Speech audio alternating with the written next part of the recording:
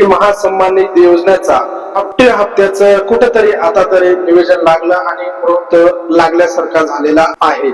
25/3/2026 ला नमो शेतकरी महासन्मान निधी योजनेचा 8वा हप्ता सर्व शेतकऱ्याच्या अकाउंटला डीबीटीच्या माध्यमातून सेंड केलेला आहे किंवा जमा झालेला आहे. आता कोणते शेतकरीला जमा झालेला आहे आणि कोणते शेतकरी अपात्र ठरलेले आहे आणि कोणत्या शेतकऱ्याला याचा नमो शेतकरी महासन्मान निधी योजनेचा 8वा हप्ता आलेला नाही किंवा काय असू शकतं कारण आणि कशा पद्धतीने चेक करायचं आहे आणि कोणत्या माध्यमातून आपल्याला आधार शेडिंग तुम्हाला येस असेल तर येणार आहे का, नो असेल तर येणार आहे का, याबद्दल विस्तार माहिती आपल्या या व्हिडिओच्या चॅनलच्या माध्यमातून शिवाजी क्लासेस ऍग्रीकल्चरच्या माध्यमातून मी शिवाजी सारंग मी तुम्हाला सर्व काही गोष्टीचं या व्हिडिओच्या माध्यमातून सविस्तर सांगणार आहे. नमो शेतकरी महासन्मान निधी योजनेसाठी 91 लाख शेतकरी याच्यासाठी पात्र ठरलेले आहेत. आता याच्यासाठी हप्त्याचं 8व्या हप्त्याचं आता काही शेतकऱ्याचं म्हणणं आहे की 8वा आणि 9वा हप्ता एकत्रच येणार होता, पण काही कारणास्तव फक्त 8वाच हप्ता वितरित झालेला आहे. आणि ज्या शेतकरी याच्यासाठी अपात्र शेतकरी आहेत की जे नाबालक शेतकरी आहेत त्यांना बिनो या शेतकरी याच्यापासून नमो शेतकरी महासन्मान निधी योजनेपासून यांना हप्ता दिलेला नाही. मयत शेतकरी आहेत त्यांना दिलेला आहे आणि दुहेरी लाभ जे शेतकरी दुहेरी लाभ उचलतात त्या शेतकऱ्यांना या नमो शेतकरी महासन्मान निधी योजनेचा हप्ता मिळालेला नाही. तुम्हाला सर्वात प्रथम तुम्हाला namo.com या वेबसाईट वर जायचं आहे.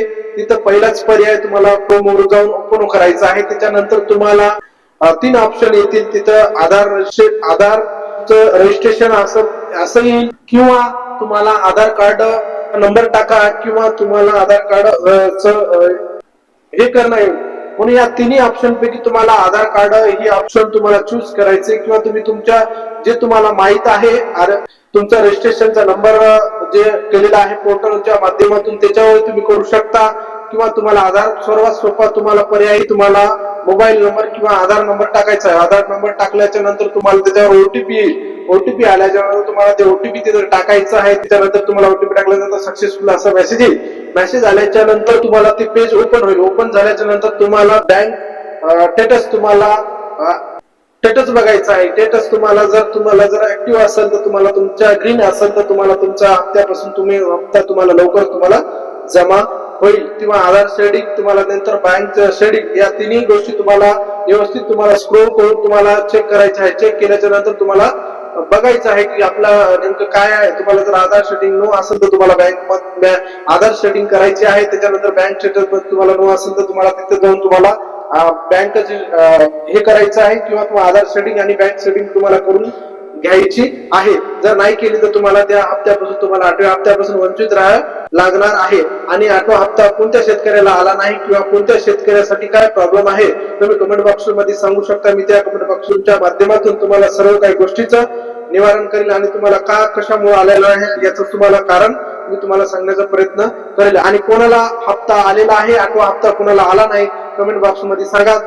कोणत्या जिल्ह्यातून हा व्हिडिओ बघत आहात त्यांनी सांगा आणि कोणत्या जिल्ह्यामधून तुम्हाला हप्ता मिळालेला आहे आणि कोणत्या जिल्ह्यामध्ये तुम्ही राहत आहात आणि कमेंट बॉक्स मध्ये सांगा. असेच नवीन व्हिडिओ बघण्यासाठी आपल्या चॅनलला पहिल्यांदाच पेजवर नवीन आला असेल तर लाईक करा, फॉलो करा आणि जर व्हिडिओ आवडला तर शेअर जरूर करा. जय हिंद.